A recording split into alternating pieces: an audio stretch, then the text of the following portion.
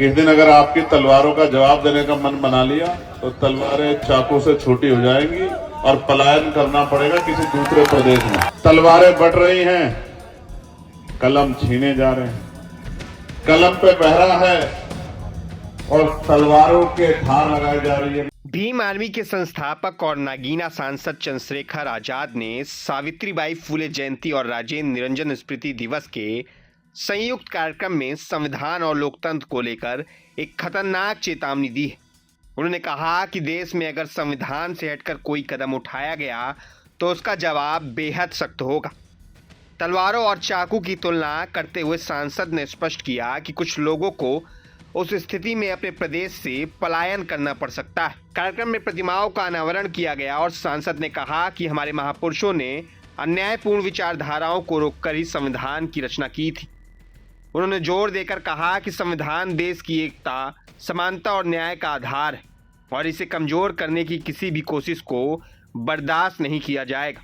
चंद्रशेखर आजाद ने साफ शब्दों में कहा, जिस दिन हमें तलवारों का जवाब देने का मन होगा उस दिन तलवारें और चाकू भी छोटी पड़ जाएंगी और कुछ लोगों को पलायन करना पड़ सकता है। उन्होंने यह भी कहा कि यह कोई आम बयान नहीं है बल्कि लोकतंत्र और संविधान की रक्षा के लिए सख्त चेतावनी है।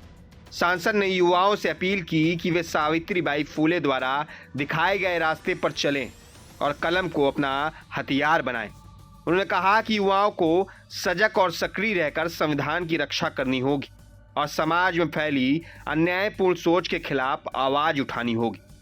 सांसद ने यह भी कहा कि संविधान केवल कागज पर लिखा कानून नहीं बल्कि यह देश की रीढ़ है। देश के हर नागरिक का अधिकार और जिम्मेदारी है कि वह इसे समझे और इसके अनुसार ही कार्य करे।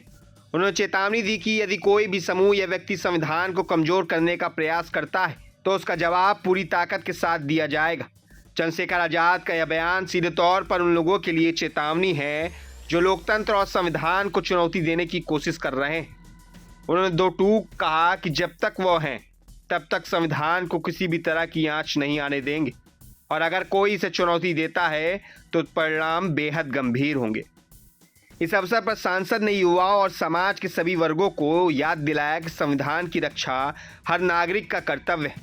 उन्होंने कहा कि लोकतंत्र और न्याय के प्रति जिम्मेदारी निभाना प्रत्येक व्यक्ति का फर्ज है और किसी भी तरह की अन्यायपूर्ण नीति को रोकने के लिए सजग रहना होगा।